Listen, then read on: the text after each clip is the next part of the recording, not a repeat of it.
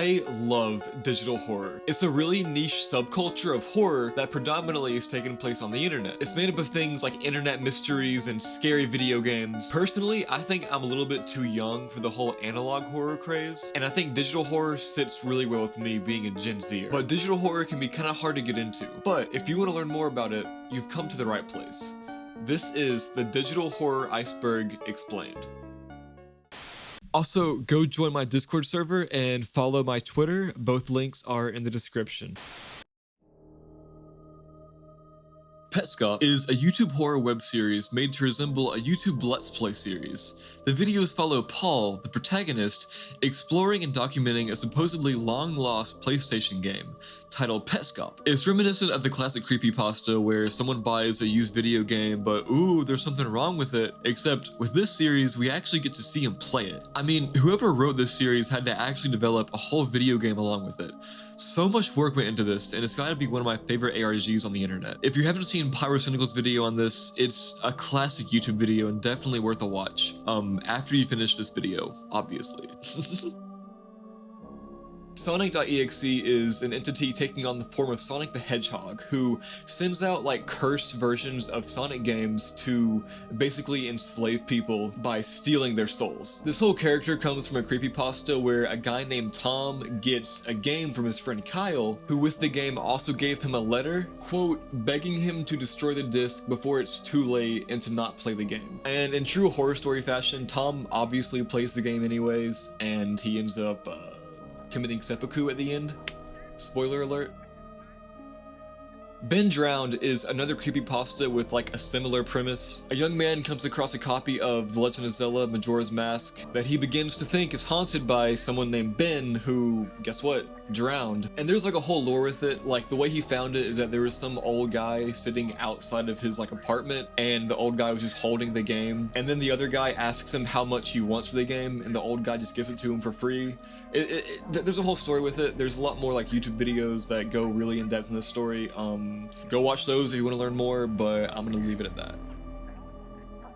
There's an unused graphic in Super Mario 64 that shows Mario sitting on an N64 logo and looking at an N64 cartridge. There's text on the image saying that piracy is a serious crime. So what's so special about a simple anti-piracy screen? The creepy thing about this image is that despite its existence in the game files, it never shows up, regardless of the game's condition. Herobrine is probably one of the most like popular and like well-known figures in digital horror. He's really interesting and his origins are actually like pretty detailed. His first appearance was in an image posted to 4chan. Whoa. 4chan sounds like fortune. That's why it has the 4-leaf clover as the logo. Anyways, posted to 4chan and it received very little attention, but then it got popular whenever a streamer by the name of Copeland ended up photoshopping Herobrine into a bunch of like different Minecraft screenshots, and from there it got kind of popular and Copeland started like a whole hoax. He set up a whole Minecraft world that had like secret little Herobrine caves and stuff in it that he used to stream on and pretend like he didn't know what was going on and just try to scare his audience, I guess. It's really weird, but I think Herobrine is a really interesting character in the whole like digital horror sphere.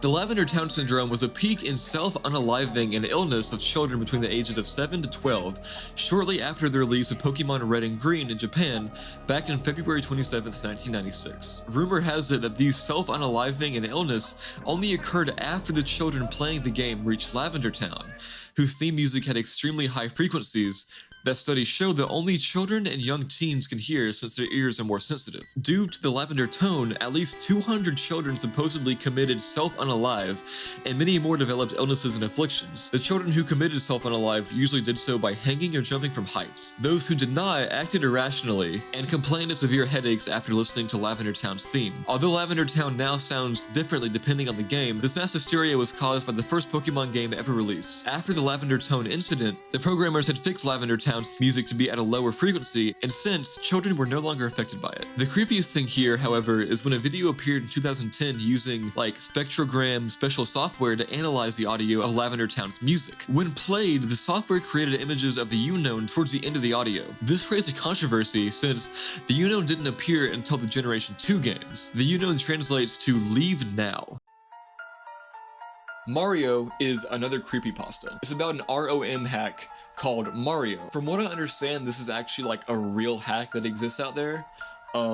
Or maybe I'm just like stupid and I fell for the creepypasta. But basically it's like this hack where you download it and instead of playing as Mario, you play as like the lizard, Bowser. And basically it's like a whole like reversal of Super Mario World where instead of you're trying to rescue the princess, it's like Mario's the bad guy. But the really creepy thing about this hack is that it came with a .txt file. And when you open it, to the untrained eye, it just looks like complete gibberish. But apparently JPEG files, like the images, can be decoded into text files. And when you encode the .txt back into a JPEG, you get this image right here. I saw this earlier today and it has been stuck in my mind all day and I am going to have a nightmare tonight. I don't know why this is so scary to me. Like, it's literally just Mario, but dude, I don't know. It's creepy. Polybius is the name of an arcade game from 1981 that was supposedly used to test out the government's MK Ultra, mind control, Stranger Things, tinfoil stuff. It's obviously fake, but it's kind of interesting. Five Nights at Freddy's built an almost perfect horror world that many artists and writers found as a blank canvas to create their own stories with. One example of this is in the series by Squimpus McGrimpus. Squimpus McGrimpus has an ARG analog horror series on his YouTube channel that takes place inside the FNAF world. His story in particular is about the puppet telling Michael about what his father has done, and the puppet tries to get Michael to kill his father. If you don't know anything about FNAF, this probably makes no sense to you. I don't have time to explain the whole series, but go watch this video if you're interested. I would highly recommend it. Anyways, there are a lot of other analog horror series surrounding FNAF, and they all add their own spin to it. For example, in the games, we aren't really shown the personal horror to the individual children who are the victims, but the series by Squimpus really focuses on the horrifying idea of children being locked away in these metal cages for the rest of eternity. We see more of a personal aspect to it. It focuses on different aspects of the horror, and I love these series. The July 19th, 1995 build of Super Mario 64 is an anomalous and mysterious build. It dates back to before the Ultra 64, the initial name for the Nintendo 64, was patented, making it perhaps the oldest piece of Nintendo 64 history. Because of the sensitive nature of the build's contents, research on this build is highly discouraged. The build allegedly has an intense texture bug, which causes the textures to change colors rapidly and induce seizures within playtesters. It's rumored these playtesters would experience horrific, hellish, and nightmarish hallucinations, which seems to be the origins of some of Super Mario 64's most horrific anomalies. This topic has a surprising amount of research and information, and it's all really interesting. If you guys want me to make a whole video on this, let me know in the comments. Old Minecraft Reuploads is an ARG that honestly might be my favorite of all time. Maybe just because Minecraft was the game that I played the most growing up, but this ARG brings a sense of subtlety, mystery, and nostalgia that I really haven't gotten from any other. But what's it about? The description of the channel reads, channel to re-upload my old Minecraft videos from 2010/2011. So from this we can tell that the channel is a place for someone who we will come to learn is Gold Mario to re-upload old Minecraft videos that he recorded with his friend Anthony. To be honest, most of the videos here don't even have anything especially creepy about them. Like, this one is just Gold Mario showing off a mob grinder. But where this ARG shines is in the subtle details. The story starts in this video where we see a conversation take place between Gold Mario and Anthony. It looks like Anthony's going through something, very possibly grieving over something, and Gold Mario is trying to console him, but it seems almost pointless. The story continues in another video, this time from Anthony's perspective. It seems like normal Minecraft gameplay until he gets teleported to this creepy room where this text appears as he approaches a wall of fences. If you translate this text, you can tell that he is told, "You never really were the nicest person, Anthony. Quit lying to yourself." However, right before this, in this one frame, we're shown the top of another player's head. And then, in another clip, again from Anthony's perspective, we can see the bottom of another player's character model. However, both of these are recorded in single player. You know what this looks like to me? Herobrine. Now, my theory here is that a loved one of Anthony has died. From the very beginning, we can see that he's grieving something, and it would make perfect sense that someone he held close has died. But maybe, looking at these messages, maybe he feels guilty. When the entity haunting the game talks to Anthony, the entity tells him, "You never really were the nicest person." Maybe Anthony wasn't the nicest to somebody, and that somebody died. And now that somebody is taking some revenge. And judging from what I mentioned earlier about what we see of the entity's design, this very well may be an alternate origin to Herobrine. Why this is my favorite ARG comes down to the uniqueness of this ARG. The story isn't exactly unique, but how it tells that story is. The acting here is amazing. You can tell from how the the characters move their mouse and use the keyboard exactly how they feel and how they're reacting to the given situation in only a way that a Minecraft player could understand. Part of the horror comes from the fact that there are player-created caves showing up in the worlds out of nowhere. Only people who have played Minecraft would even know that these caves are player-made. To an untrained eye, they look completely normal. This story takes extreme advantage of its medium, and it works perfectly. There's a horrifying secret sound test screen found in Sonic CD. The text here translates to Infinite Fun, Sega Enterprises, image by Majin. In Japanese, the word Majin refers to a devilish character. This screen is creepy though. I mean, it's easy to say that Majin could be like a pen name, but why would the image look like this? Why would it be so terrifying if the screen was completely normal? Entity 303 is a creepypasta that is kind of known as like the modern Herobrine. Well, modern meaning 2013. The story behind it is basically a Mojang employee who was fired years ago wanted to get revenge on Mojang in Minecraft for some reason, I guess for getting fired, so he's going to haunt the game. Entity 303 is said to not just be that one employee, but like a whole team of people. And if you have any files in like your Minecraft files that have 303 in it, you're supposed to be one of the hacked players who like is helping them infiltrate. I don't know, this is like some weird stuff. And you know this is outdated because the information that I read says that Entity 303's plan is to eliminate Minecraft by 2015. That was 8 years ago. There have been sightings of signs in worlds that are like inhabited by like the hacked accounts I talked about that will say help in Swedish, which is supposed to mean like Herobrine needs our help to take down Entity 303. I don't know, to me this whole thing seems like we're just marvelizing it's like Herobrine, like we're making it into like a cinematic universe or some stuff. I don't know. I don't like this, low-key. I'm just gonna be honest with you. I don't like this. But it does seem pretty deep, and I love Minecraft stuff. So if you guys want to see like a whole video on this, going like really in depth, let me know in the comments, because I would love to make a video about this.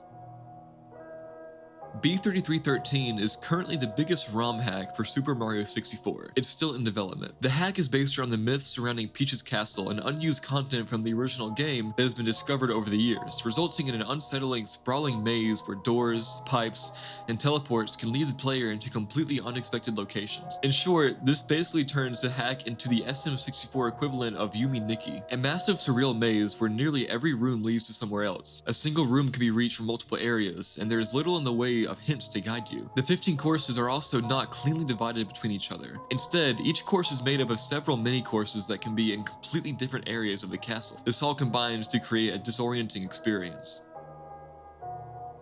Roblox Footage Archives is a now deleted ARG surrounding Roblox. The gist of this story is that a build of Roblox, known as the 2003 GoBlox build, is a Japanese mind control build that brainwashes its players. It causes the player to start vomiting or even cause permanent personality changes. This project is huge, and if I were to explain the whole ARG, it would take me like an hour. So if you want to learn more, check out this video here, but moving on.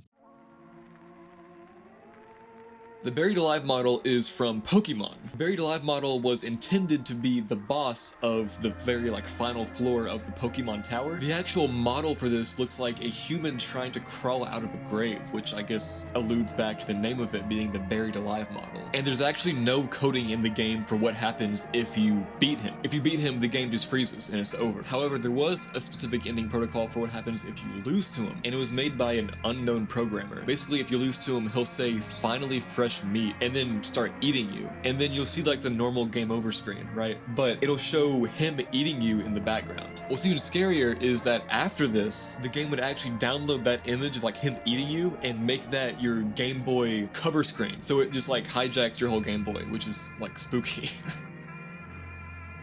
SM64.Z64 is a short Super Mario 64 ROM hack featuring a time attack challenge at Bomb Battlefield. Upon finishing each run, something will change. The description of this ROM hack states, "This is Super Mario 64. The end is never the end. Please restart your system." This hack follows a pretty interesting plot. Basically, Mario has done something bad and is now in purgatory for it. An endless cycle of torture. It kind of reminds me of the ending of FNAF, which I really like.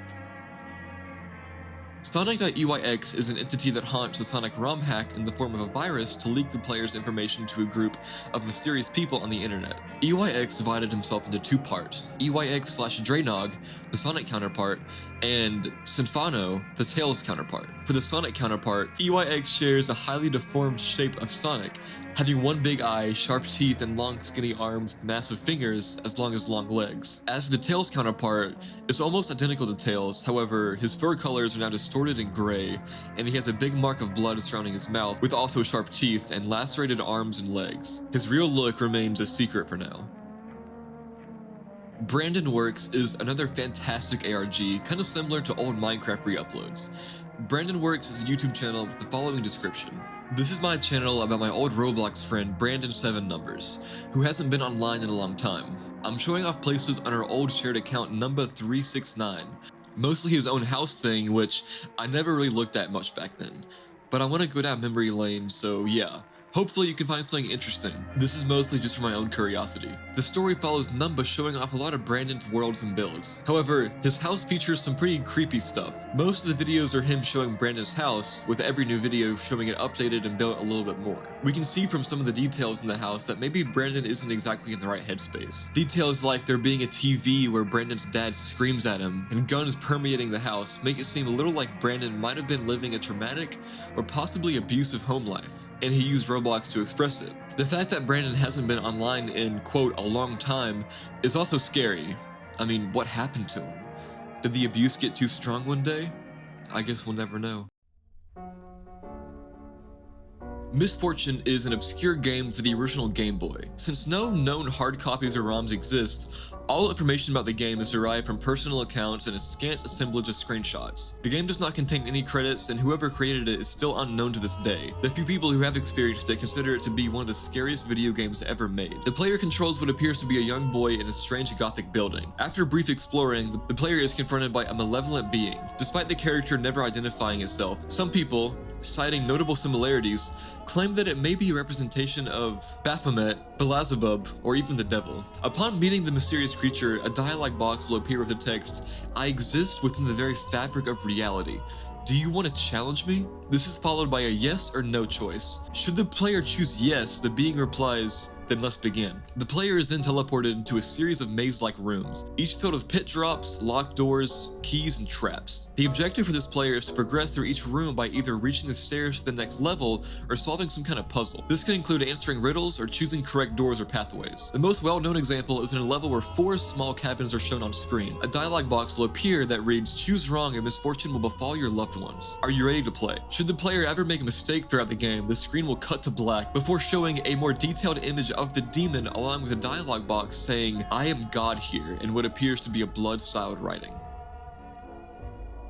Super Mario 64 Classified is a series of found footage style videos presented in the form of an analog horror creepypasta made by Greenio and hosted on YouTube. They're a love letter to various conspiracy theories about the game that were posted and or compiled in mid-2020, but most importantly rely on the rumor that every copy of Super Mario 64 is personalized, which alleges that an unusually advanced artificial intelligence modifies each game cartridge to suit its player's taste, thus leading to supposed fake memories of certain encounters in the present day. Each tape Greenio has collected takes place during and after July 29th, 1995, an important date in a separate rumor of the broken build of Super Mario 64, most commonly believed to have simply contained a broken rendering system, but in the context of the other theories, seems to be hiding darker secrets related to the personalized cartridges. The tapes themselves are presented in anachronic order, showing recordings of different affected cartridges while also tackling different parts of the game's theories. In all of the tapes, the person recording the original footage is attempting to play or work on the game, but ends up discovering something left behind by the personalization AI, causing things to take a frightening turn. As more tapes are accumulated, it is slowly revealed just what kind of evil was involved in the AI's creation, and what exactly the AI itself is in the grand scheme of one of Nintendo's darkest alleged secrets, and perhaps, underneath everything, a way to stop it and save everyone involved. Gunslinger Pro 2009 is an ARG on YouTube that shows what seems to be mostly just normal Gmod TF2 animations from back in the day. However, there are a few details that make it a little creepy. Like in this shot, we can see the spy calling for help, banging on the camera looking for some kind of refuge. You might be able to tell already what's going on here. These characters are alive in a twisted game of Toy Story, being tortured and used for Gunslinger Pro's entertainment. This is a horrifying idea, taking what was innocent and perfect in the family-friendly Pixar film and making it sadist. The Macabre Experiment is a genius YouTube channel known as Stuffy Studios where creepypastas come to life. Creepypastas like Ben Drowned, Smile Dog, and more are made into watchable short films rather than just written stories. It's really well done, and I would totally recommend checking this channel out if you just don't like reading. Lost Silver is just another like hacked version of a Pokemon game where it's supposed to be like after Gold has already died. I don't know, it's just some weird creepy stuff. I mean, creepypastas aren't really my thing. I mean, they can be really interesting, but a lot of them just feel like the same. Like there are like 5 entries on this Iceberg where it's just, oh, it's a scary Pokemon. Like it's always Pokemon too for some reason. Like, oh, it's a scary Pokemon game. Like it's just the same thing over and over again. Mr. Mix, on the other hand, is actually a really interesting creepypasta. It's about another cursed video game, but it takes it in a more intriguing direction. So basically, it's like a typing game, like Typing Mario, you know, where it teaches you how to type. Except for, even for the beginning, it seems kind of weird. Like on the first level, you have to have a words per minute of 10 to get to the next level, but by level 5, you have to have 500 words per minute, which is physically impossible. One of the main things that's kind of creepy about this that people notice is that the music in it is just like growling, and it gets progressively louder to the point where a lot of computers back then like couldn't even handle how loud it was, and it like broke the speakers. Another rather disturbing part of this whole thing is Mr. Mix's like appearance in general. Quote, he was a large, round-faced, overweight man with large beady eyes and red spots on his cheeks. Most children who played this game when they were kids can recall having nightmares of Mr. Mix talking to them in a raspy voice, telling them to keep something quiet, but none of them can quite remember what he was telling them to keep quiet. Now, this game pretty obviously didn't sell very well. Years later, hackers like found out about it and they made a few like ROM hacks, and they were able to get past that impossible 5th level. What they found was disturbing. Once you get past the 5th level, the game like crashes violently, and the System32 files on like the user's computer is filled almost completely. What the files are that it's filled with is let me just read this to you. These files are reportedly pictures of people with horribly deformed faces, appearing to scream in pain and agony, with their eyes appearing to be bleeding from their tear ducts and their outer layers of skin torn off clean in multiple places. The hackers that got past the 5th level reportedly had so extreme like PTSD that they couldn't even form coherent sentences for weeks. 2 years after that incident, a man was arrested for trying to kidnap an 8-year-old girl. That man was overweight and wearing a white chef's outfit, and when he was interrogated about what he did, all he said was, "I'm Mr. Mix." Shh. Taking place around Kirby Superstar's US release in 1996, TMK tells the story of an outbreak of an extremely mortal disease, the titular TMK, that is caused by a mysterious entity hidden within the files of the game, afflicting some of those who play it. As the video progresses, the story of burdened programmer Donnie and his uncaring alcoholic boss, both represented by sprites from the SNES original, begin to unfold as well. This is another one that would take me way too long to explain in its entirety, so either go look it up for yourself, or if y'all want to see me make a video on this, let me know in the comments and I just might. Sarah, later known as Needle Mouse, is the titular main antagonist of the analog horror series Needle Mouse. She's a vengeful spirit who accidentally was murdered by her friends and had her death covered up for 30 years, during which she spent her time confined to reliving memories of being murdered over and over again in complete agony. Filled with rage and bloodlust, she took form of the mascot of the company whose building was built over her body, Sonic the Hedgehog, and began hunting down her former friends so she could trap them in her eternal hell of suffering. Rap Rat is another creepypasta that involves like a cursed video game, but it takes it in a really interesting direction. So basically our story follows this kid who's always too scared to play like horror games when he was a kid. And his brother got a new horror game and he was too scared to play it, so his mom went out and bought him a game called Rap Rat. And Rap Rat wasn't like a video game, it was like a board game, but it came with a VHS, because apparently in the 90s, board games came with VHSs. When he puts the VHS in, the rat looks nothing like a rat. He's described as the following. The ears were far too big. It had a mouth lined with 2 teeth, and the inside of the mouth looked almost swollen. The most striking part of the thing, though, was the eyes. They were large, glassy, and fish-like. The kid asks his mom to turn it off, to which the rat says in a low, demonic voice, "Wait your turn." The VHS then shows a quick succession of images, and these images were of things that the kid was specifically scared of at the time. A person looking over a balcony, a close-up of a tarantula, a video of like a hornet stinging somebody's eye, a pit full of snakes, and a syringe that's bloodied full of some kind of green liquid. The kid even heard some scratching. His mom immediately turns the TV off, but that's not the last time he's gonna see the rap rat. Years later, while he's like cleaning out his attic, the kid finds the VHS tape again. He tells his mom about it, and his mom doesn't believe him. So to prove her wrong, he puts the VHS back in, and he regrets it immediately. The video now has changed to where the images are things he's scared of now. The scratching gets louder, and I'm gonna end it there because this one's worth like a read on your own. Like, go read this yourself. It's really, really good. I'm gonna leave you on a cliffhanger there. Ooh, another Minecraft one. I'm excited. On some day in 2020, a Reddit user participated in an iceberg community where Redditors posted an illustration of an iceberg divided into layers, with each layer representing how dark and unknown the topic is. You ever heard of those? The same user posted an iceberg of Minecraft. However, what caused confusion for those who read the iceberg was the last theme in the bottom of the image, which was called "Don't Look at the Moon." Nobody knew what this was talking about. Without many answers about the meaning of this and what looking at the moon could do to you in Minecraft, the OP made a remaster of the iceberg, and with it, a URL of a document with explanations of the themes portrayed in the iceberg, along with an explanation of "Don't Look at the Moon" that said, "It's not exactly about not looking at the moon. There's a rumor that there's code in Minecraft that checks whether or not you're looking at the moon, and experiments were made to test it out, having some disastrous effects. I added it in the last iceberg, but it was only recently that I decided to test them out for myself. No shadow entities, but the results are a bit interesting." Along with this text was a link that took you to a YouTube playlist where videos that supposedly show these experiments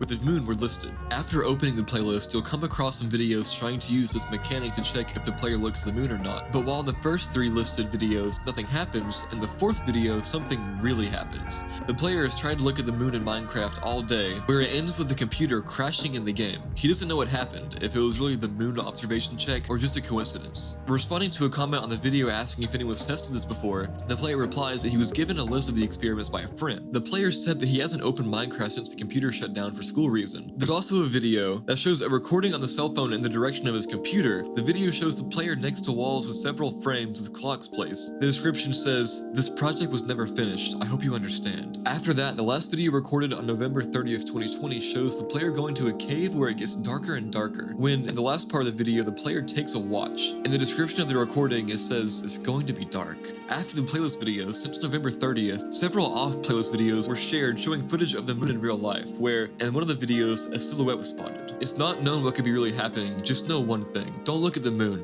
because nobody knows what will happen to your body after your computer finally shuts down involuntarily. Easter Egg Snow on Mount Silver is another creepypasta about a cursed Pokemon game. Basically, it's about Angie and her brother, who always played Pokemon together growing up, and her brother got really into hacked Pokemon games, and one of them really seemed to like traumatize him. So when Angie played it, she also found out that it was a possessed game. Not really much with this story. I don't know, maybe I'm missing something, because I feel like these like at the bottom should be more interesting. SF91 Legacy low-key might be like one of my favorite entries in this iceberg. It is so like unique and interesting. Basically, it's an ARG on YouTube of like Flipnote videos. I never used Flipnote growing up, so I don't really have like nostalgia for it, but it's still super interesting to me. It's really unique. It can get pretty creepy at times. Go watch this whole thing for yourself. It's like 5 minutes in total. It's just like 12 videos, about like 30 seconds each. Go watch it yourself. It's totally worth it. All right. That was the digital horror iceberg. I hope you guys enjoyed this video. If you want to see more content like this, subscribe to my channel. I upload content similar to this every Sunday night. So yeah, be on the lookout for my next video and have a great day.